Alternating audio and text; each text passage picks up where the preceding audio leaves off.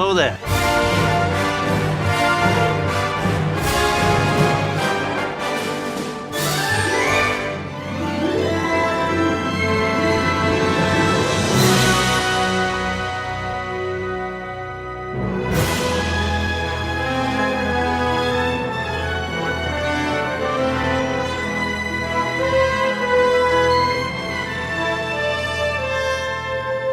We would be honored if you would join us.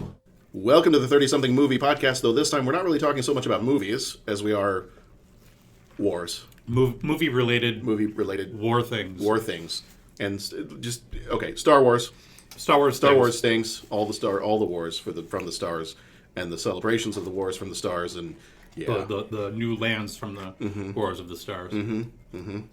So basically what this episode has nothing to do with any 80s movies or anything like that. I went to Star Wars Celebration for a day. I didn't go the whole time, but I went for a day, so I have some things that I saw, and now I understand Stephen Colbert when he was hosting the Episode 9 panel, and he was like, guys, I've seen things. It was like, I got out of that panel, and I was like, I know they're live streaming this, but I was here, and I've seen things. So that was a lot of fun. So we might talk about that. We are pull back the curtain just a little bit. We realize that we have no time to record this, and unless the person behind the curtain is not ready yet, and then you leave the curtain there. Well, we can pull it back for modesty. So we realized in the midst of recording our other podcast episodes that we will be recording this week, we have no other time to talk about some of this stuff. But we have so many things to talk about, and Hefe here has like 8 pages now of. I think I ended at 7.5. 7.5 pages of notes on Galaxy's Edge. Because you are a massive Disney fan, so I'm going to go ahead and just say that I'm probably, in terms of our podcast, I'm the Disney guy. Yeah, I think I'm averaging every other year doing a trip, and I'm learning more and more about all the new things coming to the parks. Not just Galaxy's Edge, but a lot of the new other new additions. We have Gardens of the Galaxy ride coming to Epcot. Got a new Ratatouille ride coming to Epcot. There's a new Skyliner system that's connecting to various areas of Disney in Florida. I feel like I'm the Disney guy. Yeah. And every couple of days, I would see another tidbit of information from one of my go-to sources about something else being revealed about Galaxy's Edge. And, God, did they already talk about this? How new is this information? So I thought, why not just have a Galaxy's Edge episode? Find everything that I can that I don't know, reaffirm what I do know, just put it all out there. There we go. So here we are. And we may tack on, although I might do my own separate episode, which may come out before this, depending on how long it takes us to record this episode. I don't know. I probably will do my trailer speculation later today. So yeah, the trailer came out. Pulling back the curtain, we probably will record this episode over several days because we're having to do it during our lunch breaks. So this will come out at some point within the next week, but I will probably stay up tonight and do my trailer thing because I also have a plethora of pages of notes on a 1.5-minute trailer. Would you say I have a plethora? Anyway. Yeah. All right. So do you want to jump into Galaxy's Edge, or do you got some other? I'm going to say this too. Go for it. My schedule, I've been noticeably, maybe not noticeably, absent from a lot of podcasts recently. And a lot of that has to do with my current schedule where I'm devoting every waking moment that I have to the play at school, which I do every year. So timing is a little bumpy right now. But this also is going to lead into the fall when I'll be taking yet another break from our fun little podcast family because my wife and I will be welcoming baby number 2 to our little family. Congratulations. Thank you very much. And frankly, you need to work this around the podcast schedule. I don't understand why. I tried, and just things didn't line up according to the podcast schedule that you had laid out. Right. I mean, we record every other week, so it's like, can't your wife just be pregnant every other week? Hey, I'm going to let you talk to her about that one. I'm not even going to bring that up. But I know that you guys had mentioned some stuff a couple weeks ago, and you very kindly cut that part out of the episode because we weren't at the point where we were really sharing publicly. So there we are. There you go. Now, Disney's taking over the world. Yeah, they are. It's just it's just a fact. Disney Plus coming out, and well, so that's the first thing I want to mention. Okay. Really briefly, Disney Plus, their new streaming service. We finally have a release date, November 12th, and we have a cost, which is very affordable. This is a $6.99 a month for the collection that they're starting with. $69.99 as an annual fee. The collection that they're starting with is, I think they said 500 movies and over 7,000 episodes of TV. Yeah. I think that's worth $7 a month for sure, or less if you do the annual subscription, which my family will do because it's Disney and that's what we do. Well, I'm looking at that and I'm like, well, if I cut out 1.5 comic books I buy every month, Yeah. there's Disney Plus. Not a lot has been shared in terms of what the content is going to be. We know there's some new stuff coming out being made for the streaming service, such as The Mandalorian, which is a Star Wars-based show. A lot of the Disney catalog will become available. Bob Iger did say that upon the release of Disney Plus, the Disney Vault concept will cease to exist. So I don't know if that means every title will be available for purchase whenever you want, because the Vault system was a way of spacing out availability of movies to make sure that interest would be garnered, and every 7 years a title would come out of the Vault, then go back into the Vault for another 7 years, and so on. So I'm all in for Disney Plus. From the get-go, soon 2 years ago when they started talking about the streaming service, I said yes, please, because in my family, more Disney, more better.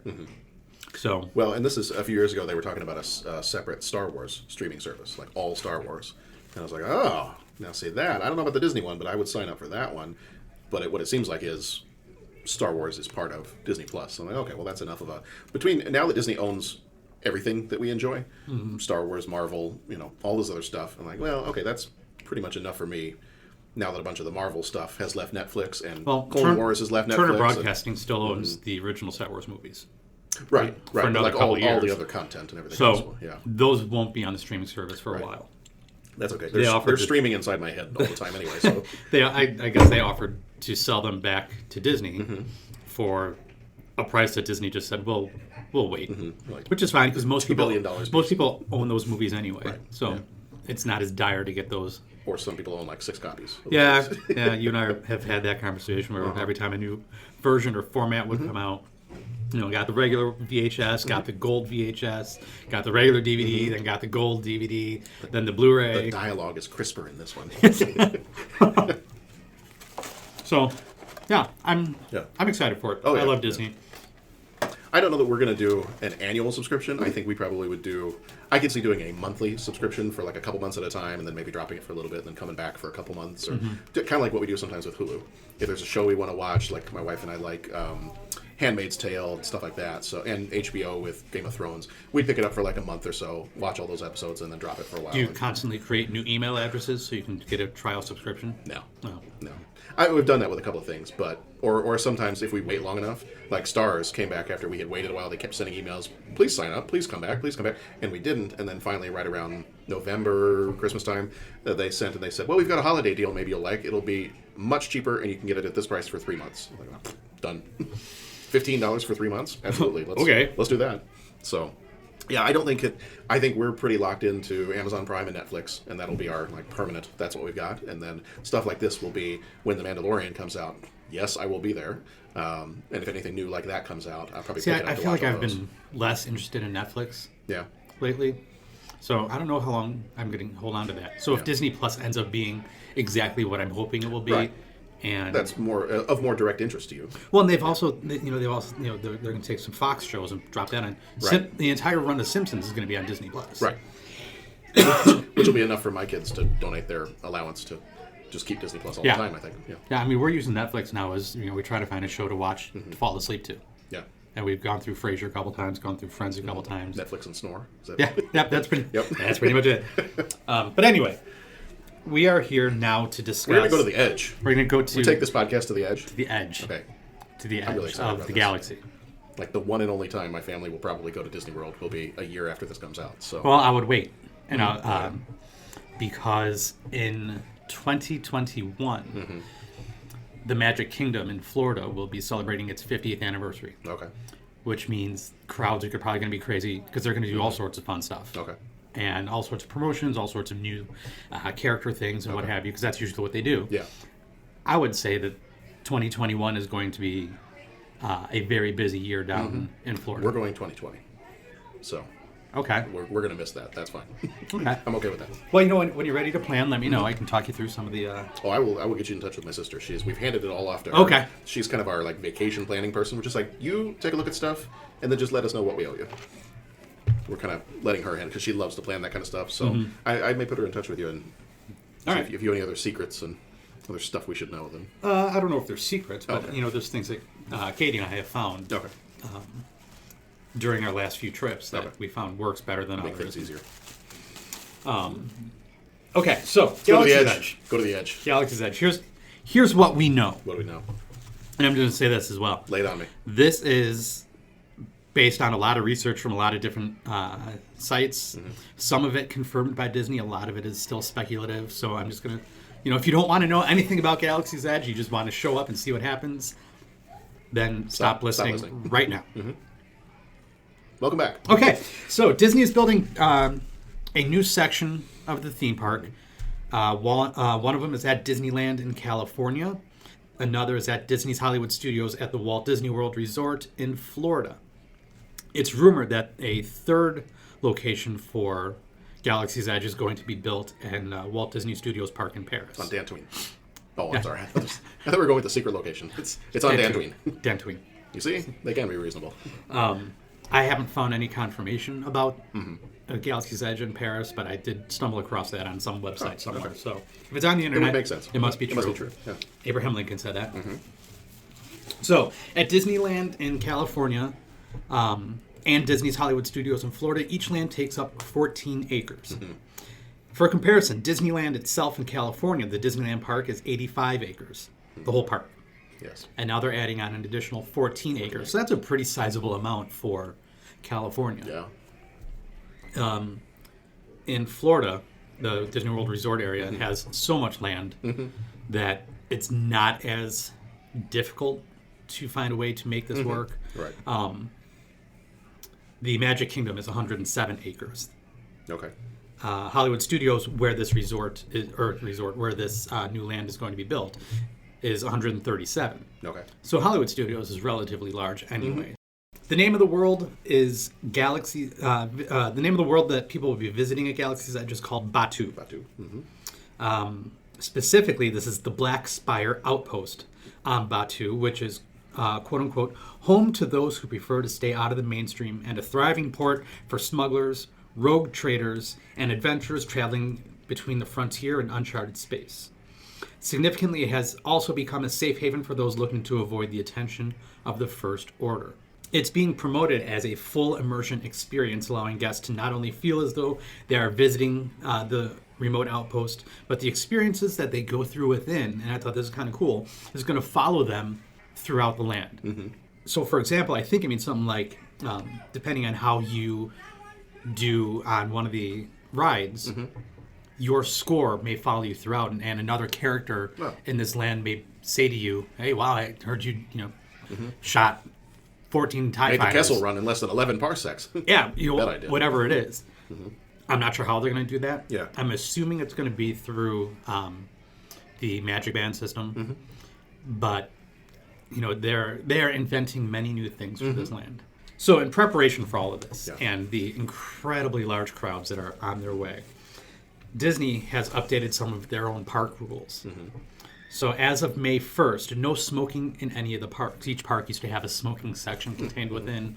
Starting May 1st, all smokers need to step outside of the front gate, and then we'll come back in if they need their cigarette break. Now this is So no death sticks allowed. no death sticks. No death sticks. Also effective May 1st, all strollers now must be within a certain size. Thank God. Not guests. Well, Just strollers. Right. 31 We don't inches. serve your kind here. I'm trying. No greater than 31 inches wide and 52 inches strollers. long. Okay. Stroller. Okay. And then effective March 28th, so this goes back a couple weeks, loose and or dry ice are no longer allowed in the parks. Reusable ice packs are still allowed and recommended. So people would sometimes bring a cooler with sandwiches, a couple of drinks, whatever, and they pack it with ice. Ice. Yeah. In Disneyland, a new 5,000 space parking garage is being built and close to completion. The garage, called the Pixar Pals Garage, will use sensors and lights to indicate how many spaces are available on each level and where those spaces are. So when you first pull in, there'll be a board that indicating how many spaces are available on each level, because each space will have a little sensor that if a car goes over it, it no longer is read as being available. Okay. Above each parking space is a light system, and if you, as you're driving around, you see a green light, that means there's an open spot there. Oh, nice. They have this in a couple places down in Florida. Seems to work pretty well. Okay. Opening date. Galaxy's Edge. So this was a surprise announcement when it came out. Because then they move it up. Yeah, it was a little bit sooner than people had expected. Galaxy's Edge will open at Disneyland in California on May 31st of 2019. Okay. And Disney's Hollywood Studios at the Walt Disney World Resort on August 29th, 2019. Disney's going to be focusing on how to make the fan experience better for the Disney World opening. They're going to go through the Disneyland opening and see how that goes, what they need to tighten, what they need to change. Sure. So not a lot of details are out other than an opening date for Disney World. Okay.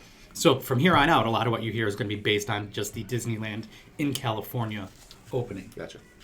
So when Disneyland's Galaxy's Edge opens, a reservation is going to be required to get into the land. Registered guests that are staying at the Disneyland Hotel, Disney's Grand Californian, or Disney's Paradise Pier Hotel will each receive one reservation to Star Wars Galaxy's Edge. I'm assuming that means one reservation per person.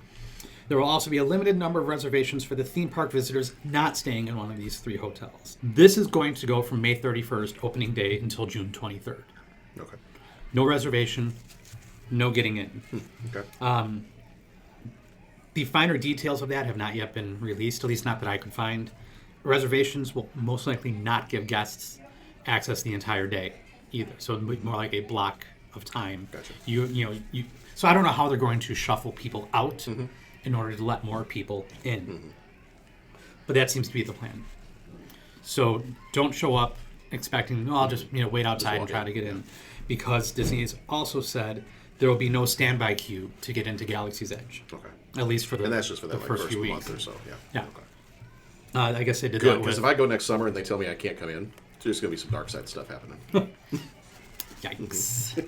Hold your younglings back. So according to Disneyland Vice President Chris Thieler, we will be giving guests a window of time, but we're still working through what that looks like and the duration for that. We know guests might want to stay in there all day, but we've got a whole big group that wants to get in there. We're just trying to balance all those things and really deliver the right solution for our guests. A virtual waiting room is being considered for guests starting on June 24th, after that first 3.5 week window.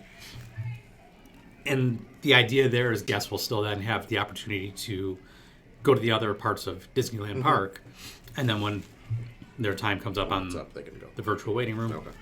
they can head in. Visitors will not have free access to everything once inside the during the reservation. First come, first served queues will be located at Millennium Falcon Smuggler's Run, Oga's Cantina, Sabi's Workshop, and Droid Depot. Disney plans on offering Atmosphere Talent, mobile app games, snack vending options, as well as a bathroom pass for those waiting in the Millennium Falcon Smuggler's Run queue. So it sounds like they are taking time to really try to think through what can we do. If you're going to have to wait in line anyway, what can we do to make your wait just a little bit less boring? Fast passes are not available for this ride either. And on another podcast, they did the math of how fast passes are determined and distributed and all that. And given the number of people expected, time, and you put that into the equation, they said a fast pass line could be upwards of 35 hours, which is why Disney is saying no fast pass. So that's what I have just for the background of the opening. The story is that the Resistance and the First Order are both visiting Black Spire Outpost in search of something. The idea is the Resistance set up camp only a week ago and can abandon this place fast if they need to run. So it's not going to look like a well-developed community in the Star Wars world. This is going to be a drop-and-go sort of place. Okay. Like all Disney parks, there is an underscoring of themed music throughout the park. As you walk around, you'll hear music playing. Galaxy's Edge is no different, and able to feature new music from John Williams. I heard he was doing the music for that. I also heard some, you may have this later in your notes, but I heard some other famous voices that we know will be featured in the park too. So like all Disney Some parks. grammatically challenged voices, let's say. Yes. Maybe that's called an anastrophe. Okay. That backwards talk. Bless you. Yes. Character meet and greets will be available. Mm-hmm. There's no full list available of what characters are going to be there. But given other areas, Hollywood Studios had a smaller Star Wars area for a while. And like they had Chewbacca, Darth Vader. Mm-hmm. I'm assuming masked characters will be available. Yeah. But it's rumored that the character that was Lando's co-pilot in Return of the Jedi, Yeah, none. yeah, will be one of the characters available for awesome. meet and greet. Okay. He showed up in the he was in the Battlefront 2 video game as a playable character. That's what I heard. And he's in I don't remember He was if he's given in, more of a backstory yeah. or more usability in the video game. I don't know if I'm remembering right. He might have showed up for a second in The Force Awakens when they were discussing Starkiller Base in that one scene with all the generals and pilots together. And That I don't remember if he was or not, but yeah. Okay, well, that's cool. That's cool. As long as I can find a Chewie and give him a hug, then I'm totally cool with that. Each of these 2 locations will be outfitted with 2 rides to begin with. However, only one of them is going to be opened up in the first phase. And I've heard different theories about this. The one that will be running is Millennium Falcon Smuggler's Run. I've heard of this one. The one that won't be running is Star Wars Rise of the Resistance. And it's believed it's because it's not working. Oh. I heard on another podcast some of the guys and they are more in the know. They have connections to people in the parks. I guess there's an issue with how the programming or something with how Rise of the Resistance works. And they can't quite get it to work correctly yet. Oh. So Disney's announced this phase process of opening. So Smuggler's Run is going to be the only ride open when Galaxy's Edge first opens. Well, that won't make the lines any shorter. Right. Smuggler's Run. This ride can accommodate up to 6 guests at a time, with some being pilots, engineers, or gunners. This ride is reported to be able to funnel 1,800 guests per hour. Okay. Which makes that standby or the waiting in line and the reservation system a little more doable if you know that you can keep track and keep moving that many people along. Well, that's what I was wondering, because isn't this the ride, maybe I have my times wrong and you've got all the notes, isn't this the ride that's supposed to last like 16 minutes or something? No. It's supposed to last like much longer than a normal ride? That's the other one. Oh, it's the other one? Okay, all right. Because I get to pilot the Millennium Falcon for like over 10 minutes, and there's only 6 people. How are they ever going to do that? I couldn't find any ride time for this one. It's less than 12 parsecs. But yes. Yeah. So if you've never been aboard the Falcon before, you need not worry, as Hondo Onaka, a Wike pirate who has made a deal with Chewbacca to use the Falcon, will be there to offer you on-the-job training. Okay. So here's my information about just the queue to get into this ride. So the line will become first come, first serve. According to Scott Trowbridge, the Imagineering creative executive in charge of the whole land, like the Indiana Jones ride that opened in Disneyland in 1995, which I would love to go on. For those of you that may have never been there, like myself, it works the same way as the dinosaur ride at Animal Kingdom at Disney World Resort, in which it is a car that is built on hydraulics. So the track remains flat, but the hydraulics move the car in different ways to make you feel like you're going over rocks, going over bumps, and whatever. So it's pretty cool. Anyway, the Millennium Falcon line will zigzag through passageways and storage rooms that serve as a prologue to takeoff. So pay attention to everything you're seeing and interacting with while you're in line, because it may all be somewhat important for the overall story. The line starts at ground level and curves along the back of the Falcon, so visitors can get a closer look from that perspective. From there, you climb a set of stairs that lead to catwalks circling the mechanic shop, where other ships and engines are under repair. Along the exterior wall, there are some narrow triangular windows with close-up view of the radar dish atop the Falcon. Visitors are likely to cluster around these, squeezing in for a glimpse and a photo, but around the next corner, the line bends along a bank of picture windows with long, unobstructed view of the top of the Falcon and the town of Blackspire Outpost below. As you head back into the depths of the shipping center, the Disney Play app on smartphones allow visitors to scan shipping crates revealing the true contents of what Hondo Ohnaka is trying to send around the galaxy. It's probably something shady because of his character from smugglers. Clone Wars. And he's always kind of a bit of a shady guy. Soon you'll enter the control room. Standing on the bridge waiting to greet you with his sales pitch is Hondo Ohnaka. The final moments of waiting may be just as exciting as the ride itself. After consulting with Hondo, guests will be led down a jet bridge into a familiar location, and this would be the Falcon's chest room. At this point, guests have already been assigned a flight group and number. Hondo and Chewie need 2 pilots, 2 gunners, and 2 flight engineers for each run. An operator will call out the number of each group when it's time for takeoff. In the meantime, you are free to roam about the chest room area and take pictures and what have you. Sweet. I'm hoping that they don't pack that room full of people because Because then you're not going you're not going to get a picture. Yeah. So at some point in there, I'm hoping they start paring down how many people they let in at a time. It would not surprise me if they have this interior or have more than one location of this interior built. That's what I was wondering. To get that many guests through, you're almost going to have. When Disney built their Soarin' attraction at Epcot, they have 3 different projection rooms. Okay. I would assume that this is going to be the same thing. It's going to, because once you're inside and you have no concept of what's around you, you could be right up against another one of these rooms without even realizing it. So how does this work? Well, according to Trowbridge, they really are in control of the ship. It's a completely interactive experience. If gunners don't fire and hit the TIE fighter, maybe you'll get some shocks and take some damage on the ship, and then you've got to fix it. That's the job of the flight engineers seated in the back, who will have to push buttons to extinguish fires or redirect power. And if the pilots don't fly right to avoid that oncoming mountain, your ship is going to smash into that wall. No. If it's story accurate, all you got to do is take a screwdriver and smash it into the wall, and then the Falcon will work just fine. Or you hit it, and it'll be just fine. Well, it depends on how many maneuvers you know. Well, that's true. You're truly in control of what happens on your mission, is the point of that. Okay. It's also reported that the missions will change with each ride, so there's a good chance that the experience will be different the next time you ride it. Okay. So that's all I have on Millennium Falcon Smuggler's Run. Oh, that's plenty. That may be the first place I go when I get there. Well, it's going to have to be because the Rise of the Resistance is not working. May not be ready yet. Yeah. And there's no date announced as to when they're hoping to open that one up. Okay. Rise of the Resistance is described as a fully immersive battle between the First Order and the Resistance, which will make its debut later as part of the second rollout.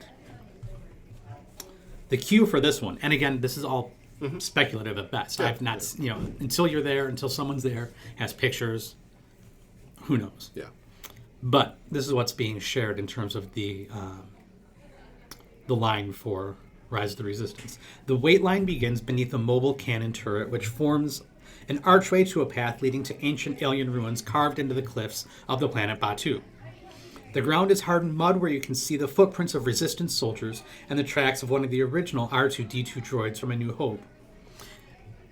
And what they did to do that is they took one of the original R2 units from the movie, made a cast of the tires, reversed it, and then pressed that down into the cement as they made the path.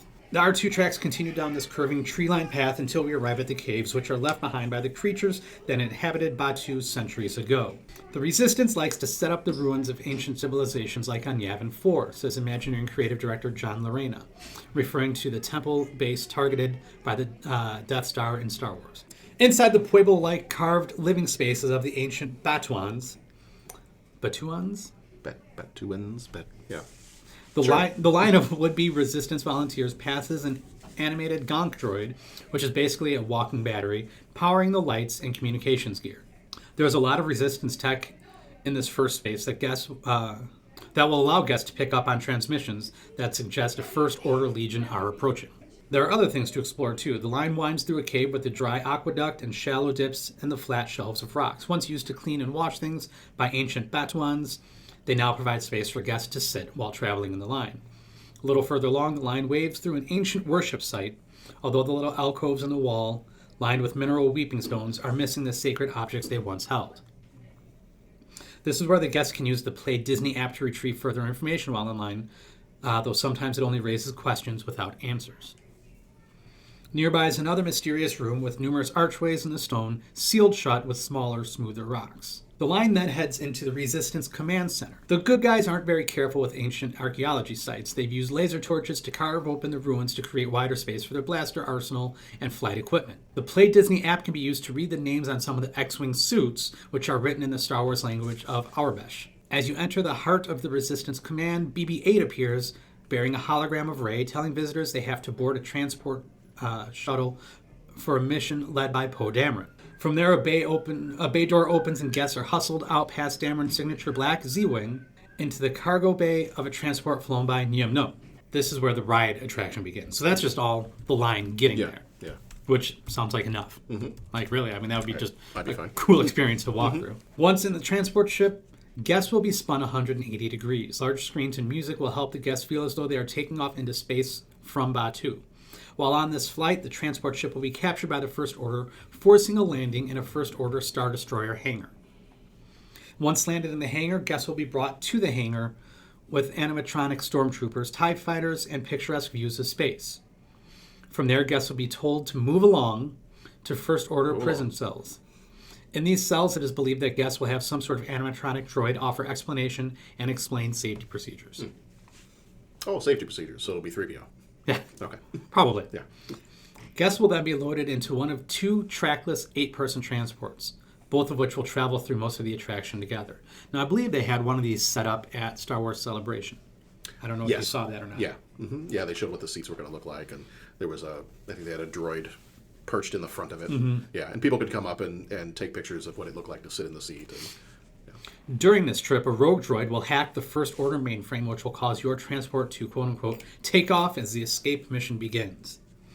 Throughout the ride, these transports will come face-to-face with the likes of Kylo Ren, AT-ATs, take an elevator ride up where they will learn of the Resistance coming to save them, and partake in an epic battle to save their own lives. At some point, the transport will fall into a Tower of Terror-type fall, leading to blasting off into space, crash landing in an old warehouse, riding through the area for a bit, and finally exiting the attraction. I hope the fall is what's not working. I hope that's not what's not working. I don't want to be getting on the ride and just all of a sudden yeah, this was the part we couldn't get right. Yeah, good luck. The fall. Really, thank you. That's awesome. The ride time for this attraction is rumored to be up to 30 minutes. Okay, that's the one I was thinking. Yeah. Okay. So it's a little bit more along the lines of a mixture of a ride and like the backlot tour. Yeah, ride and a show. Yeah. Okay. So that's what I have for the two rides.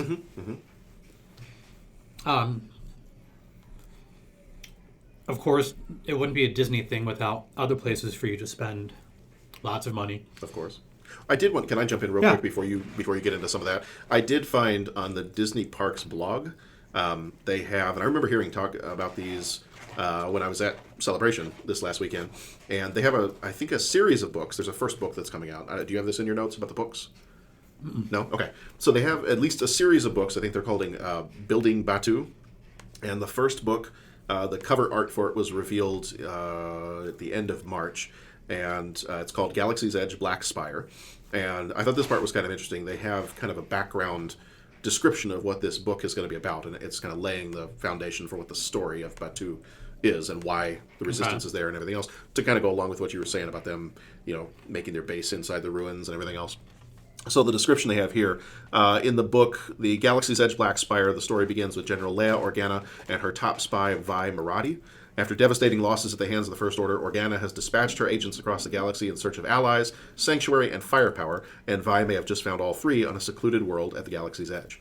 A planet of lush forests, precarious mountains, and towering petrified trees, Batuu is on the furthest possible frontier of the galactic map, the last settled world before the mysterious expanse known as wild space. The rogues, smugglers, and adventurers who eke out a living on the largest settlement on the planet, Black Spire Outpost, are here to avoid prying eyes and unnecessary complications. Vi, a Resistance spy on the run from the First Order, is hardly a welcome guest.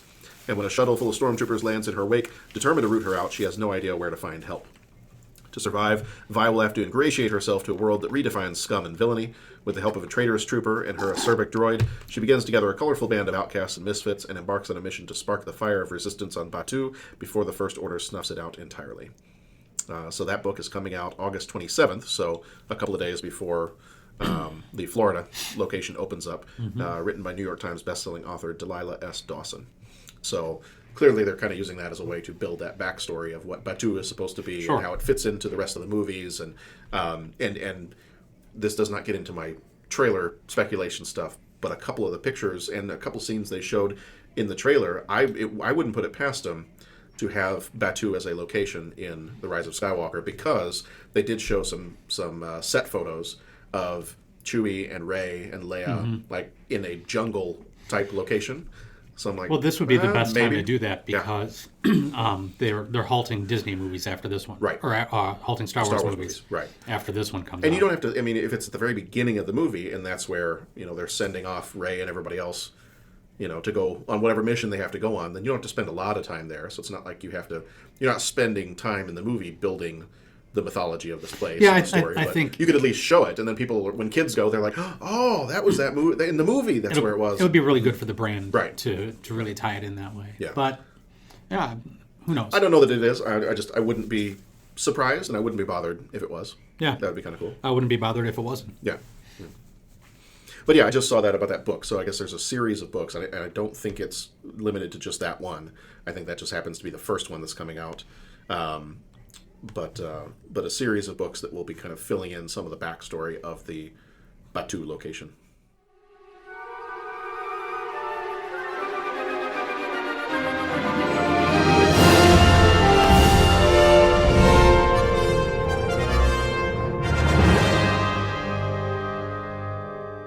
So that's what I have for the amusement part of Galaxy's Edge. I'm amused. Well, you're amusing. Thank you. You're welcome. However, that's not all that. But wait, there's more? Oh, there's more, John. Oh, man. There are more I'm sure my ways. bladder can take all this. There are more ways for you to give money to Disney. Okay. There- Story of my life. Right? Just wait until you go. So there are multiple restaurants, and there's probably even going to be more than what I was able to find in my research. But one of the big ones is going to be Oga's Cantina Bar and Restaurant. This is the one that I am the most excited about. Really? For my entire life, I've wanted to go into a place and be told they don't serve my kind here. And I tell you that all the time. I know, but it's a little bit different. Okay. You have no authority, so that's why it's not quite the same. It's funny because it's true. It's true. No, as soon as I saw this, I was like, well, and then when I heard they were building this Star Wars land, like before any details came out at all, my first thought was, I haven't gone to Disney anywhere near as much as you have, but my first thought was Cantina. Like, I don't know what kind of rides they're going to put in this thing, but if they don't have a restaurant that looks like the Cantina from the original Star Wars movie, they completely missed the point here. Yeah. And as soon as I saw some of the first photos come out, and they're like, there will be a cantina that looks just like the cantina. I'm like, no, you don't need to tell me anything else. I'm sold. I'm there. Well, so according to the Disney website, it says, welcome to the local cantina where bounty hunters, smugglers, rogue traders, and weary travelers of all ages come together to refuel, enjoy music, and conduct meetings, no questions asked. With an expansive menu of exotic concoctions for young ones and adults, the cantina is a welcome rest stop before your crew's next galactic journey. As you plan your next smuggling run, please enjoy some bold musical entertainment courtesy of droid DJ R3X, a former Starspeeder 3000 pilot. The cantina adheres to proprietor Oga Gara's strict code of conduct, but patrons can be unpredictable. So just keep your head down and drink casual. For those who have long dreamed of visiting one of the galaxy's most infamous watering holes, infamous? Infamous? Infamous. He's not just Infa- famous. It's more than famous. More infamous. The infamous. Infamous. Really? Wow. Infamous. It says Oga's Cantina brings that dream to life. Now, from what I've found, I You can't can find. tell it's a male cantina. Moving on. Anyway, Move along. I can't find much information about specific menu items, but it's supposedly going to be it will feature a large bar filled with elaborate drinks. Guests will be able to go up to the bar, have a quick sit-down meal, or grab a bite from the bar and head to numerous standing tables. Price point is saying $14.99 and under per adult. So that's not bad. Okay, that's not bad. For Disney, that's not bad. What I'm thinking about though is They do have blue milk. I did hear about that. yeah, that's Yeah, a whole other they have- location. Oh, is it a different location? Yeah, Oh, I mean they may okay. have it there as well. Oh, okay. Okay. The thing that gets me about this is where it says patrons can be unpredictable. Mm-hmm. So I'm wondering if they're going to have some sort of staged thing that happens throughout the day. Oh, I get to cut a guy's arm off. One could hope. One could hope. Oh, One could have a new hope to be able to do such things. So I don't know what that means, but I'm excited. you know, in a brand new park area where one of the two major rides is not going to be working yet, doesn't seem like a bad idea to try to have some sort of show or something take place, just as a way to still try to provide entertainment for people that are coming to Galaxy's Edge. Yeah. The next big restaurant is Docking Bay 7 Food and Cargo. Again, per the Disney website, at this restaurant, housed in a working hangar bay, choose from a variety of dishes prepared with ingredients from across the galaxy. All of it delicious, but none of it familiar. Chef Strono Cookie Tuggs has docked a food freighter loaded with fresh supplies, and he's ready to satisfy the appetites of visitors and locals alike with an array of exotic offerings. His planet-hopping travels allow him to prepare fare with unusual flavors that delight customers. Once you've got your grub, sit inside the spacious hangar or grab a table in the rustic outdoor seating area surrounded by the crumbling walls of the old marketplace. This is the one where the food looked a little bit more upscale, maybe. Yeah, For lack of a better term. Yeah, I think this one may be a little bit more upscale than the Cantina. I may be trying the fried Andorian tip-yip. Don't hurt yourself. I'll try not to. Although I will say, in most of the photos, like the food looks really good. That one, I don't know if I would imagine it's supposed to be like a piece of fried chicken or something like that. But I'm looking at it, and at first I'm like, I don't know that this looks appetizing. Like, it almost looks like a giant piece of orange paste. Like, maybe they could have gotten a better photographer on that one, but light it and shellac it a little bit and make it look a little bit better. But the food looks great. Like, yeah, and again, according to the Disney website, you're looking at a price point of $14.99 and under per adult. okay. So I'm Again, for Disney. kind of shocked by that, because that's usually one of the places where they tend to really dig deep into your pockets, because they get you to spend a lot on food. Yeah. So who knows? This may all change Right. once things get up and running. I did find a page that had some information, to go back for a second, to the Cantina on some of the different drinks. They have the Carbon Freeze, Oga's Obsession, and Cliff Dweller. They have Mugen Tea, Blue Bantha, Bloody Rancor, and the Black Spire Brew. So they have all these. Oh, and then there's the Outer Rim, which looks kind of like a margarita with. It looks like it maybe has like black salt on the edge of it. Kind of cool. The Bespin Fizz, which I was listening to Rebel Force Radio podcast, and I like their take on it. They're like, Bespin Fizz. That even sounds like something Lando would say. I want a Bespin Fizz. The Yub Nub and the Fuzzy Tauntaun. Well, I mean, people's personal preferences aside, they Right. can go in and sample and enjoy what they Have as what many really Fuzzy Tauntauns as tickles you their want, tauntaun. Tickles your tauntaun, yep. Yubs your nub. Moving on. Moving on. They're not going to let us in. We're not going to be allowed in. No, they're going to let you in. Well, they're not going to let I'm me going in. to They deny don't knowing serve you. my kind here. Unless Disney wants to, bring in people such as ourselves If for they a need trial, unruly like a guests. soft opening. Oh, absolutely. I'm okay with I that. can totally be a bounty hunter. I would easily pay my own way down there if they said, "We'll let you in for free." I will come up with a way to explain to my wife and 1-year-old that I'm leaving for a couple of days because my priority happens to be Galaxy's Edge. I have my entire backstory all set. After You have to share that with me later. Maybe not on air, but well, very, very quickly. although you're not in your basement right now, so No, no no. sound is going to travel through vents. Well, that's true. That's true. Your wife won't hear. My backstory is I'm the son of the Rancor Keeper. You have to dress like the Rancor Yes. Keeper. Yes. Well, that's actually not good for anybody. Yeah, well, if they want characters, I'm happy to be a character. And I'm happy to be an unruly character. And son of the Rancor Keeper, who's devastated by his father, who loved the Rancor more than in his own son. So I've got some emotional baggage.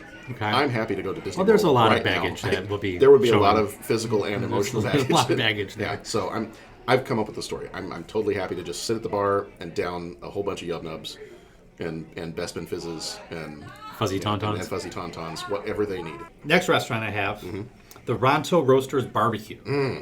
I like this one. Yeah, I'm always for a good barbecue. This might be where I would spend more time.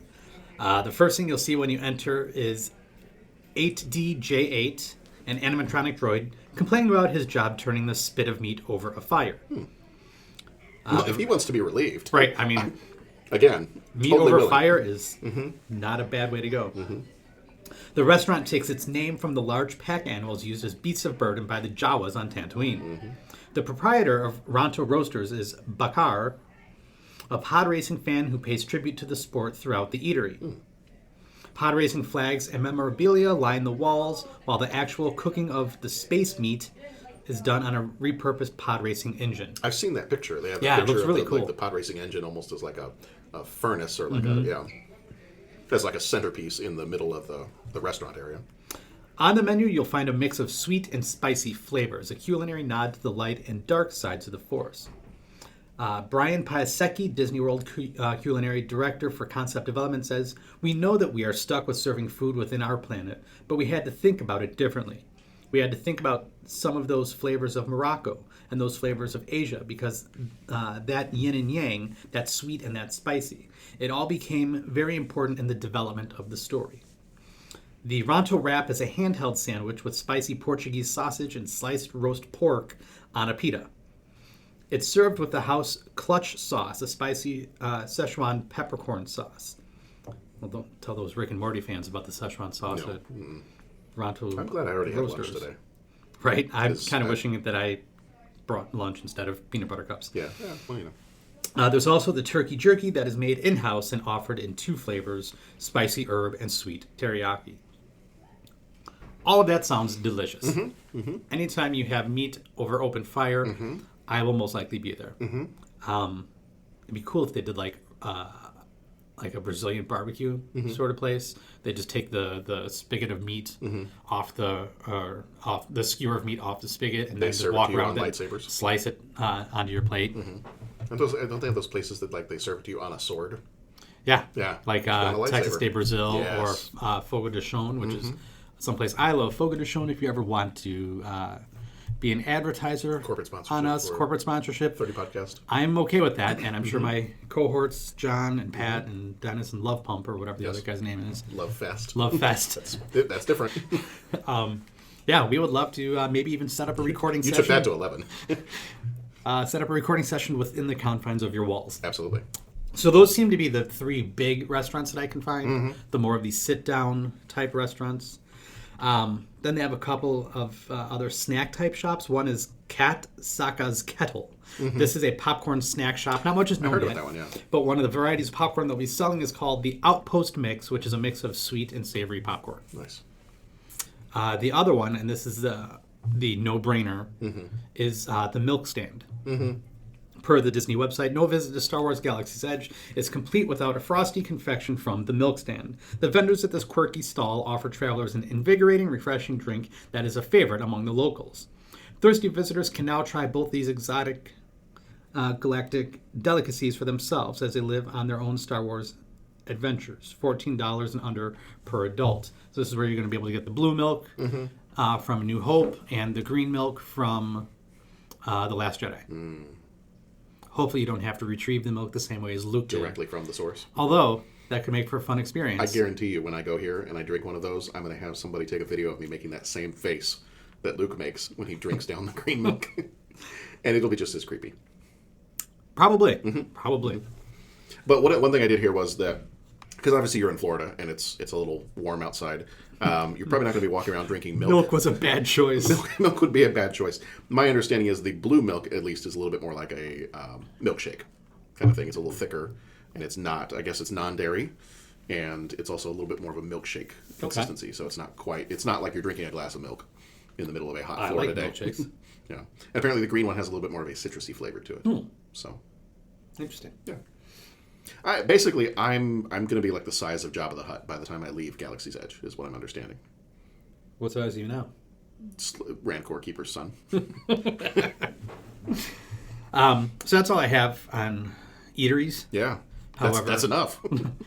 Well, and they say there's more to come, so I'm Yeah. like, okay, what I mean, that's a more pretty do good I sampling. need? Yeah, I mean, unless the The Force Awakens, Maz-Kanata. Yeah, Maskanata's castle. Like, yeah, if that pops up somewhere as another. Well, and trickery. from what I hear, and I'm sure you've got this kind of in one of your next pieces of your notes, is in the panel that they had at Celebration, they kind of referenced that a lot of the eateries and the marketplace area will remind you very much of like Maz-Kanata's castle.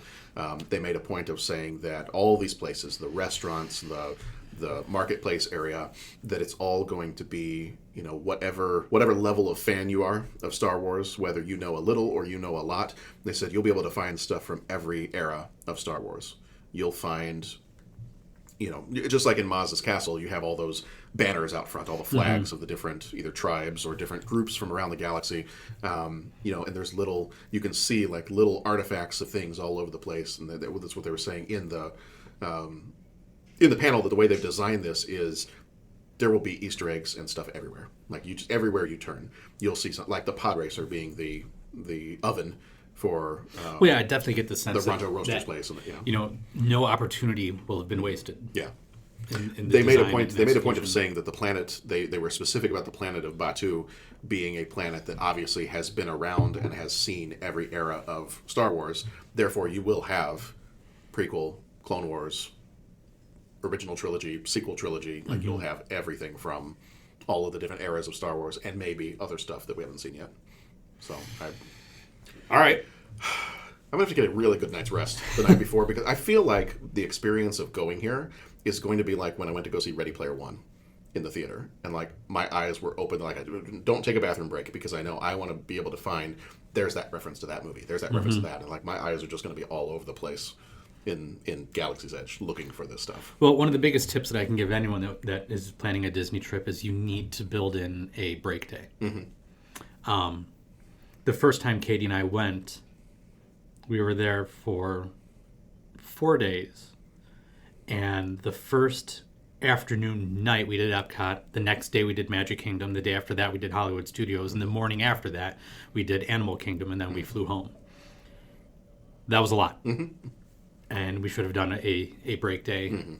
One of our other trips, we're just going to focus on Magic Kingdom and Epcot. Magic Kingdom Day came first, and we ended up doing 15 hours at the Magic Kingdom. Got there for rope drop, which was cool. Stayed until after the fireworks. It was a long day, and then we did Epcot the next day. And again, even though we were cutting back on everything we were doing, Epcot was a long day because it's a much bigger park than Magic Kingdom. A lot more walking, especially when you start doing all the countries. So this last time we went down this past December, we put a couple of days in between Magic Kingdom Day and Epcot Day, and that made it a lot easier. So there was one of my tips for any Disney travelers is, plan on just trying to get a break in there somewhere in your multiple days of staying. I think we were talking before, and I mentioned that we're going to be going down this next summer, the summer 2020, and we're trying to fit in what we're going to do. I think we're going to be there for about a week, and we're going to do at least a couple of the Disney spots, and we're going to do a little bit of Universal, because I know we want to get over to the Harry Potter area at Universal. And I think we've got some stuff built in so that we're not like back-to-back days at these parks, because, it sensory overload for the kids and probably just exhaustion for the adults. And I've never been to Universal. Okay. It's definitely on my list. I do know that based on my research when I was trying to plan possibly doing that, I don't think they do a fast pass system the way Disney does. They have a different system, similar, which is a cost add-on. So that's definitely something to make sure you're looking at. But anyway, we can do a whole other podcast about going to Disney if you want, because I'm totally down.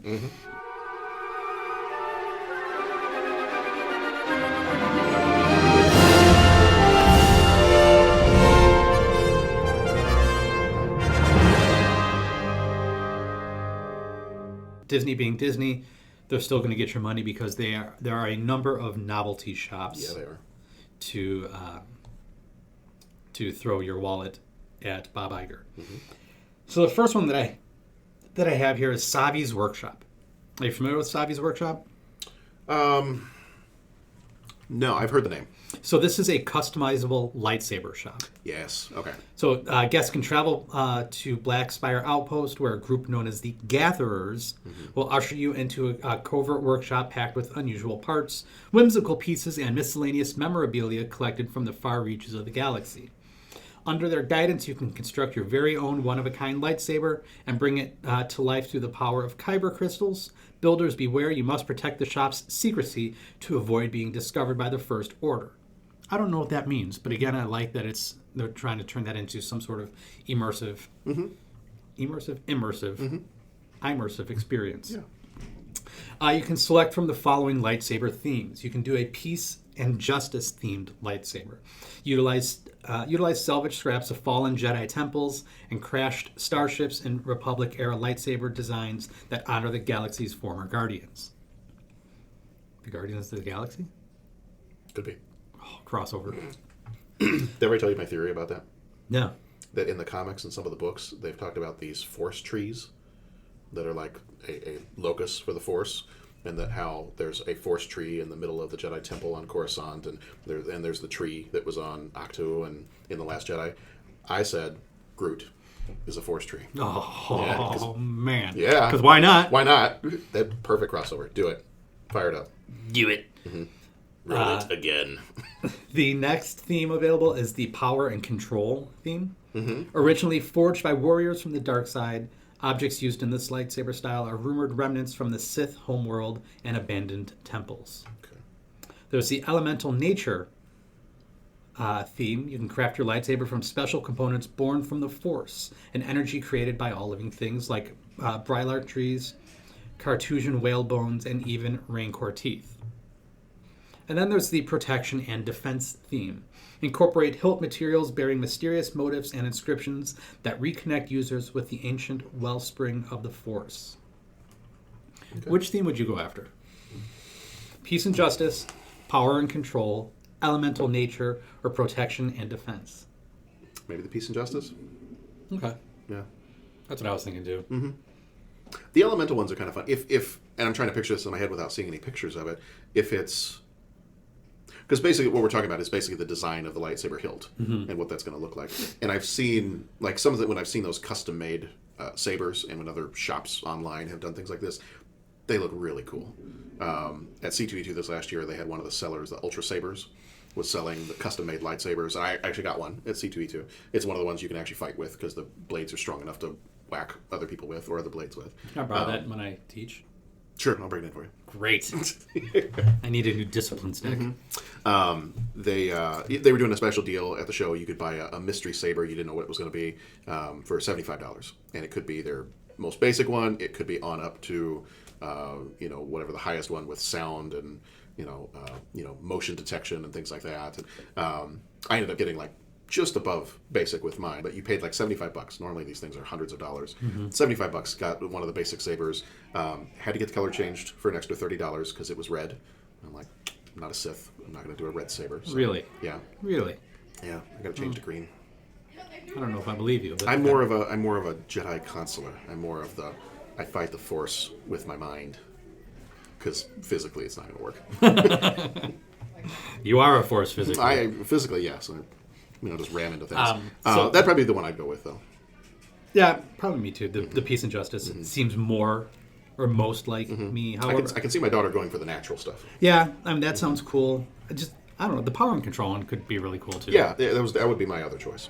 Of course, these are going to be incredibly expensive. Oh yeah, I'm quite sure. There's another place where people, I guess, you can make your own lightsaber, and the cost there is starting around $150. Okay, that seems about right because that's if you were to buy the Hasbro has like the official replica lightsabers. They're not like the official replicas, but they're kind of the toy version, the Force FX lightsabers. Those start at about $150. So the next shop I have is Mubo's Droid Depot. I've heard of this one. Build your own droid. Yeah. So it's a workshop stocked with stacks of parts, chips, manuals, and other tech items useful for constructing your very own droid, one of the galaxy's most indispensable sidekicks. These droids will be roughly the size of a toaster, all said and done. Pick from the popular BB series or R series unit. Then begin designing, building, and activating your droid. It's an exciting interactive experience galactic travelers will never forget. Plus, you'll have the opportunity to purchase pre-made and premium droids, model kits, and accessories, as well as a cool collection of unique, upcycled objects crafted from scrap parts. Nice. I have no price point for any of these. Yeah, no. But I can imagine. Probably Probably going to be looking $50 to start, I would assume. Right. Knowing what I know of Disney. Yeah. When they charge me $25 for a t-shirt. Right. Can't imagine this is going to be affordable. Mm-hmm. There's the Toydarian Toy Maker. This shop is run by Zabeka, the Toydarian. Guests can purchase art and collectibles and toys and plush that offer a more homemade quality to them. So I saw pictures of these, and they're not... I mean, by design, they definitely look like Grandma was putting together, grab some old scraps of cloth and stitch stuff together. They talked about this in the panel. Like, they said, because as I was looking around some other stuff, I mean, they have plenty of shops where you can buy keychains and you can buy stuff like that. Your regular souvenir type fare. But in the panel, they were talking about this part of it specifically, and they said, we wanted things in the marketplace, we wanted things to look like you were really in the Star Wars universe. So we took the idea of, in Rogue One, Jyn Erso has the little Stormtrooper toy, and it looks like almost like a little rag doll, or a little, made out of yarn or something like that. So they said with a portion of the sellers, they would be selling items that look like they were made in universe, like that you would be, if you lived in the Star Wars galaxy, these are the toys you would play with. These are the toys that would be made and purchased and whatever at a marketplace in the Star Wars universe. So that kind of sounds like the Toydarian Toy Maker is that's what they're doing with that one. And again, I don't have any price points or anything in that store. Then there's Doc Ondar's Den of Antiquities. Yeah, I heard about this one. This one sounds like it's a little bit more upscale. Yes and maybe, no. In terms of, it sounds like it was, you could buy some more like replica lightsaber type stuff, or, a little bit of like statues of certain figures or creatures or aliens. Or sound like this one might be a little bit more expensive. And this was a place that said that you can build your own lightsaber there as well, starting around $150. Yeah. But I mean, this has apparel and accessories, art and collectibles, camera and media, food, gifts and housewares, pins, toys, plush. You can get themed magic bands, which I've not done because I don't see the need for that. Right. Shoes. Specifics include Jedi and Sith artifacts, holocron cubes, Jedi archives, and historic lightsabers. So this may be the biggest shop out of everything, because it sounds like there's just going to be a whole bunch of stuff there. Then there's... They said, I also saw that part of that is there's an upstairs section of that shop that is either models or replicas from the movies. Okay. They're going to have like a full-size Wampa suit and all kinds of other stuff. I guess in the upstairs section, it's not shopping. It's not, you can't buy anything up there, but it's supposed to be like, it almost looks like a taxidermied, aliens of the galaxy or creatures of the galaxy kind of thing that's more of a, almost like a museum or a showcase. That's kind of cool. Type deal, yeah. And they said that the, what is his name? Doc Ondar, that he's a Hammerhead, one of the Hammerhead characters, and that he is an animatronic character that is up on a perch in the shop. And what I read, or I think they might have mentioned it in the panel too, was that at different times with the help of a Disney employee, you can go up and you can barter with him. And randomly he'll either be taking calls from people who are trying to buy stuff from him over a communicator, and he'll get angry, or he'll be like really excited about how much money he's making. And I guess apparently you can try to go barter with him, and there'll be some interactive elements to it. But they've already said, they're like, don't expect he'll give you a discount. You can argue with him, and you can haggle with him, but don't expect you'll get a discount. And be careful, you might end up paying more. I wonder how that's going to work. Yeah. I mean, I'm sure a lot of it's going to be pre-recorded. Right. Disney, at the Magic Kingdom at least, used to have a meet and greet with Mickey that was a talking Mickey. Oh, okay. It was kind of weird. We were, it was neat to see that technology, but we were also, it was a little, it was very different. Okay. A little unsettling. And I couldn't quite figure out exactly how it was done. I'm assuming that a lot of it was just pre-recorded dialogue. But you could kind of interact with it, but you were also more led in the dialogue by what Mickey was saying. so you could respond to Mickey, but not have a true conversation. I don't know. It was weird. So I'm assuming they'll probably do the same type of thing with Doc Ondar. But I don't know. What do I know? Yeah. Then there's Bina's creature stall. And this is probably where my daughter is going to want to spend most of her time. Yeah, and this is probably where I'll probably spend some money. Plush replicas of different Star Wars creatures from the movies, including Tauntauns, Porgs, Wampas, and more. Oh, great. We'll come home with more porgs. Because we don't already have like an entire flock of porgs in her bedroom. Well, they're tasty. That'd be a good dish served at the man, so tasty. Ronto Roasters barbecue. Fried porg. Well, because could you imagine? That would be outstanding. What a great time. It'd be like a little pheasant type thing, but it's actually labeled as porg. That would be amazing. That would be so At the awesome. episode 9 panel, the last question I think they asked anybody was they asked is his name Eunice, the guy who plays Chewbacca now, like, how does porg taste? Stephen Colbert, that was his last question. He's like, they taste best fried. And I was like, at Disney, you need to have fried porg. Needs to happen. Maybe it'll be like a fried porg cart. Ooh, could be. It would be like medieval times where you're just walking around with that giant drumstick. Oh, man. You could have like little porg sticks. Anywho. All right, so porg rinds. God. Oh, Disney, if you're looking to hire anybody, just like an ideas person, I'm really kind of a big picture ideas kind of guy. He's just more of a big guy. I'm just more of a big guy that has ideas. Yes. So if you want to hire either of us, Jeff and I will come down and give you all kinds of ideas. We are ahead of our time. Yes. About 2 minutes ahead. Just a couple. That's it. Yeah. We don't want to get too much further. We don't go that fast. No. Very slow. So that was the creature stall. Yeah. Finally, there's the Black Spire Outpost fashion. This is where I may spend most of my time. Yeah, this is kind of cool because it's not just a clothing store, but it's more thematic. Yeah. First Order themed clothing, helmets, journals, water bottles, and more. On the other side of Galaxy's Edge, there's supposed to be a Resistance themed shop as well that will sell the same type of items, but with Resistance theme as opposed to a First Order theme. Yeah. So that's what I have in terms of amusements and restaurants and shops. Yeah. Now, is there more? Well, there's a little bit more, but I don't know if I can take any more. Not much. Okay. All right. The hotel. Okay, we've already had well, not you and me, but my family, we've already had a conversation about this. We're not staying at any of the hotels. I think we're going to get a house because there's just going to be a bunch of us going. Okay. I think we found that's going to be the less expensive option for us. So we're going to do one of those houses you can rent, and like the different rooms have different themes and all that other stuff. That's what we did over over winter break. Okay, yeah, it's kind of cool. I think that's what we're going to do. But as soon as I saw the first pictures of the hotel, and it looks like you're staying in a space station or you're staying in one of these locations, I looked at that and I was like, I want to stay there. I know we're not going to, but want to so much. Stay there. So here's what I have. Yeah. No, I don't have much. Okay. About the hotel because really right now it's still just a concept, and at least what they've shared with the nobodies like us. Right.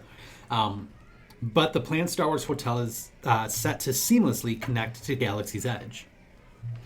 It's reported that the hotel will be built south of Galaxy's Edge and east of World Drive. So for those of you that are familiar with the area, World Drive is the main road that takes guests into the Disney World properties. And it does go right along Hollywood Studios. So when I was there in December, I could see the back of some of the Galaxy's Edge stuff. Okay.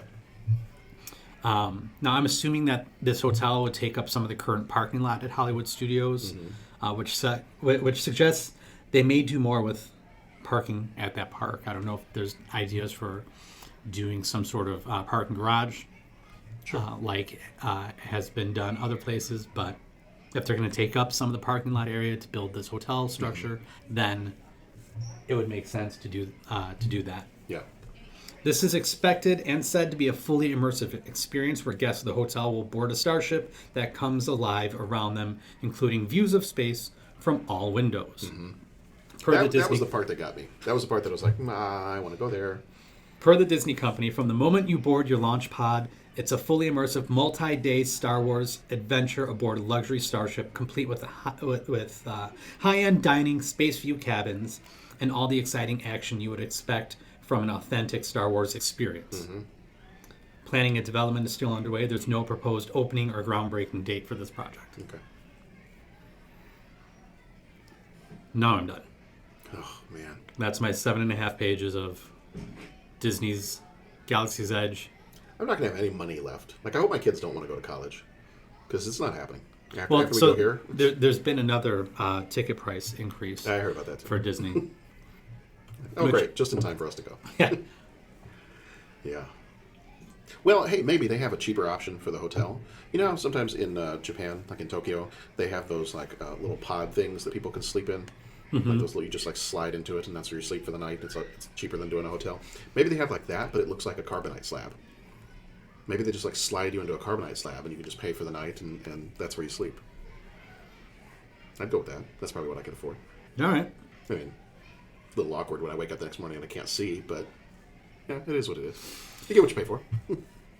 You better give them what you're paying. Yeah, right. Yeah, I heard about the price increase, so that's not cool, but, you know.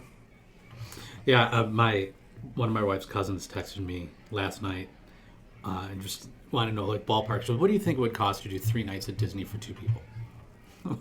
Said, I wish I could tell you. It depends on what parks, what hotel level you want to be at, what dates. What kind of a mortgage you can get on your house. Right, what dates you want to go, because, I mean, that can affect everything. Yeah. Now, that being said, Disney does a terrific job of providing so much access for you to make it as easy as possible. Right. If you stay on property, you know, they've got the Magical Express bus, which goes from the Orlando airport and will drop you off right at your resort. Okay. And vice versa, will pick you up from your resort and bring you back. There's also, depending on where you're staying, there's bus lines that run to all the different areas, all the different parks. Some places, the Port Orleans Hotel Resort has a little bit of like a 15, maybe 20-minute boat ride that will take you to Disney Springs, which is the downtown shopping formerly downtown Disney shopping area. Mm-hmm. So, you know, and they've got this new Skyliner system going in, which resembles more of what you'd see if you were in the mountains skiing. Yeah. That sort of ski lift. So not so much the bench ski lift, but more individual or enclosed pod containers that will hold probably 6 to 8 people. Okay. So, I mean, they're doing what they can to really make it easy for you to travel to get from where you need to be. Mm-hmm. When we went 2 years ago? A year ago? Yeah. January of 18 when we went. Mm-hmm. We ended up going on one of the coldest days of the year, and I don't think it reached 40 degrees. Mm-hmm. So we had a hard time just getting to the park, because when you drive separately, not on property, you have to go to the Ticket and Transportation Center, park your car there, and then travel from there to whatever park. And to get to Magic Kingdom from there, you can either take the monorail or a ferry, neither of which were working right because it was so cold. Mm-hmm. So it took us probably close to 2 hours to get from there just to the front gate of Magic Kingdom. But, you know, they do what they can to, you know, try to make it as convenient as possible for the guests that are staying there. So, you know, there's a lot of opportunity there for a relaxing vacation, provided you really understand how Disney works mm-hmm. and how it's intended to do its thing, and you work within their guidelines. So, yeah, I'm excited for you. I'm excited for your family. That's a lot of stuff. Yeah. And I'm hoping. I'm not going to hold my breath on it. I'm hoping that since we're going next summer of 2020, that it's at least slowed down a little bit. I don't think so, but at least it's not brand new. I would be worried if I was going this summer. Summer of 2020 is going to be the first summer of where Galaxy's Edge will be available. Because it will have been end of August. Because it's very end of August. Yeah. So, I mean, Disney's crowded. Right. It's going to be, and we're just kind of accepting that. You know, people talk about peak days and non-peak mm-hmm. days and peak months and non-peak months. Right. It's crowded. Right. It gets a lot of people. Yeah. You know, they're doing a lot of projects right now trying just to expand walkways in a lot of the parks. They just drained the moat around the castle at Magic Kingdom in Florida because they need to expand some of the walkways. Okay. So it was clearly designed and built mm-hmm. for a time when there weren't as many people going. Right. Well, and I think what we're going to have to do when we go is just we're going to have to pick the couple of places maybe that we really want to go to and focus on that. So we may not do more than... we may do Magic Kingdom and Galaxy's Edge, and that might be it for our Disney days. I think because I know we also want to make it to Universal, but then we also want to just do some things around Orlando. I think with a family, that would probably be the best option because those places will offer the most amusement, the most rides. Magic Kingdom, of course. Right. But out of Animal Kingdom, Epcot, and Hollywood Studios, where Galaxy's Edge is, that's Hollywood Studios is going to have more traditional ride type things. Right. Animal Kingdom has Pandora Land, which I've never been in. Right. But well, other than since that, the rest of the family has really not seen those movies, I can't imagine anybody being. I mean, they've got some cool rides there. Oh yeah, don't get me wrong. Yeah. But I think Hollywood Studios, if you stay long enough in the evening, you should go check out Fantasmic, which is their. It is a character-based show. The idea is that Mickey falls asleep and his dreams get taken over by Disney villains, and it turns into a nightmare. Oh, nice. But it's really cool how it's done. It's a little bit like Fantasia. Is it mixed with music? It's definitely it's about a half hour mixed with music, and some of it is the characters doing live performances. Some of it is projections on screens, but these screens are made of water. So water sprays up in the air, and then the projections are done on there, so that when the live actors need to take the stage, they just turn off. They just turn off the water. And, yeah, it's one of my it's one of my favorite things about Disney is seeing Fantasmic. Yeah, I remember we uncovered some video that we found on an old videotape in a camera that my dad had, and I inherited a whole bunch of his stuff that just nobody knew what was in any of this, and I found videotape of when we went to Disney as kids, and I still remember like we spent a ton of time waiting in line to get the autographs of the Ninja Turtles when it was MGM Studios. We also went to the Indiana Jones stunt show. Like I remember that being one of my favorite things to go to. They had a Muppet show that they did. That's still there. Is it still there? Okay. Muppet Vision 3D. Yeah, I don't know. Well, it's right. It's been Muppet Vision 3D for quite a while. Okay, well, this would have been in like 91, 90 maybe. I don't know. I don't know if it was Muppet Vision 3D when it was then, but yeah, it was. But yeah, there's certain things I'm like, if it's there, I'd like to go back and do that again. But knowing my family, I know we're going to spend a decent amount of time at Galaxy's Edge. We're going to spend, the Magic Kingdom I think would be the biggest spot for us to go to. And it's Disney-wise, when you think Disney, it's a must. Yeah. Definitely for me. But Katie knows that any trip we take to Disney World, Magic Kingdom is it's a done deal. Yeah. And as much as my daughter has become, and my sister is a huge Harry Potter fan, and my daughter has become a huge Harry Potter fan, we've already figured out like we need to go to Universal for one of those days and hit up the Diagon Alley and the all that stuff. And from what I hear, Universal has split Harry Potter into 2 different parks now. So you have to go to 2 different parks if you want to get the whole experience. I'm like, we'll do one. We'll do one. And if we make it back to Orlando ever again, then we can do the other ones. But we'll try to space this out and not overwhelm ourselves so we actually have a good time doing these things. At the Magic Kingdom, they're building a new roller coaster. Okay. Next to Space Mountain. So again, those of you that are familiar with Magic Kingdom, this is going to be that area just behind the Speedway, where the cars run on the tracks, just next to Space Mountain, kind of where that path went from Tomorrowland up to the kids area. And this is going to be the Tron themed roller coaster. Nice. It looks as though they're trying to get this thing built so it'll be open in time for Disney World's 50th anniversary in 2021. Okay. So hopefully that's not going to bring too much of a draw for you in 2020. Yeah. I'm trying to think. I don't think there's anything else being done at the Magic Kingdom other than the new Tron coaster. Okay. There's video of it though, because there's one at Disneyland Shanghai. Oh, okay. That looks pretty cool. Yeah. But cool. They did announce, because just the other day was the last day of Star Wars Celebration, they did announce that they're going back to Anaheim for next year. Non-U.S. Star Wars fans were not happy. They're like, the U.S. has already had theirs in Chicago. Let's let it be somewhere else in the world. So they weren't happy about that. But clearly, I think that's an attempt to have Star Wars Celebration be, at Disneyland or as close to Disneyland as possible for the, first, like you said, the first summer of Galaxy's Edge. Right. Well, but the first summer of Galaxy's Edge in California will be this summer. Yeah, I guess it'll be this summer. So maybe they've got new stuff coming that they're going to do. Yeah, I don't know. At the end of that first year, or something going on with having it back in Anaheim for next summer. But yeah. We will just have to be on the lookout for any news coming out of Anaheim. Mm-hmm. All right. Well, I think we've covered about as much as we know. Yeah. Yeah. I will drop the link in if anybody wants to see the panel from Star Wars Celebration where they talked about Galaxy's Edge. Josh Gad was the host of that one. So if anybody wants to see that, I'll drop the link in there if you want to watch that. It's got some other stuff that either we didn't get to or maybe they go a little bit more in depth on something.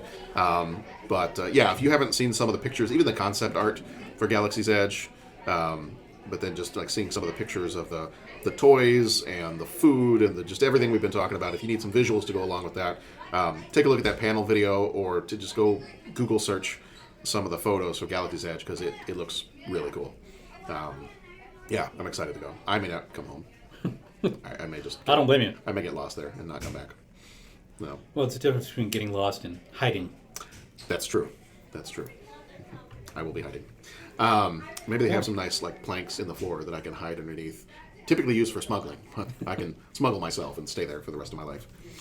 All right. Well, I think that's going to do it. So thank you for joining us for our Galaxy's Edge extravaganza.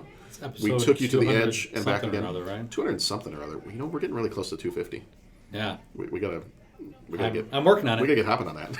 I am working on it. I'm still waiting to get information from Dennis and Love Machine. Mm-hmm. Love Fest. Yeah. I'm just going to change it every time. Yeah, that's fine. Yeah. What is the rest? Dude Love? Sure. Yeah. Dude Love. Yeah. Brother Love, wasn't that the WWF? I love you. Yeah. Brother Love. Your face needs to get really red when you Mick Foley was Dude Love. Yeah. That was one of his personas. Mm-hmm. Anyway. Yeah. Neither here nor there. But yeah, I'm looking forward. Decisions are going to have to be made for episode 250. Mm-hmm. I'm kind of excited by that because we have very loose ranking systems. Yeah, we do. And I made it a requirement for episode 250. I think my decisions are made. Decisions have to be made. I think they're made. I think you should go back and look again and just make sure. You shut up. All right. Well, that's going to do it for our Galaxy's Edge episode. Again, we're recording so many things within the next couple days that I am not 100% sure what order any of these will come out in because I'm going to be doing a lot of editing over the next few days and next week. So depending on when this comes out, I would imagine that my entire taking apart and analyzing of the Star Wars trailer will probably come out before this one. But right around this time, we also have Driving Miss Daisy and Dead Poets Society coming out. So depending on what order those come out in, we will have those episodes round about this time, and then we are coming up in May on our mashup, Driving Dead Poets. Driving Dead Poets. Driving in cars with dead poets. Yes. It could be like the comedy show with the driving in cars with Doesn't comedians. seem too funny, though. No. What about Miss Daisy Society? So, Leaves of Grass. What did you think of that? Not very talkative about it, are you? All right. Yeah. Okay. Private person. Got it. All right. Well, next episode, we're digging up Shakespeare and asking him about Romeo and Juliet. Oh, man. It'd be fun. It could be. It could be a lot of things. To smell or not to smell. There is a bit of an odor. All right. Well, that's going to do it for this time. Be excellent to each other. Go watch some good movies. Go plan your trip to Galaxy's Edge, but don't go the same summer I'm going so that there's slightly less people there. Yes. Nobody go to Disney World. Roughly sometime in July 2020. Don't go. Dude, bring sunscreen. I know. It is going to be hot as hell. I'm from Texas. I'm fine with that. Okay. The rest of my family would melt, but I'm totally fine with that. God. Disney World in July. Good Lord. I think that was like one of our only options. Okay. It's going to be what it's going to be. Yep. Mm-hmm. You can't control everything, right? I'm going to lose a ton of weight just walking around. We'll see. I'm going to be like, son of the Rancor Keeper. Son of the Rancor. Son of the Rancor Keeper. Which could just be is that a new expression? When I decide to exclaim something like, son of a Rancor Keeper. I like it. There we go. I like it. Disney, Imagineers, that's my character. So if you'd like to hire me to come and do some ideas and drink your drinks and do that kind of stuff, just let me know. All right. There we go. All right. Be excellent to each other. Go watch some good movies. We'll see you back here next time.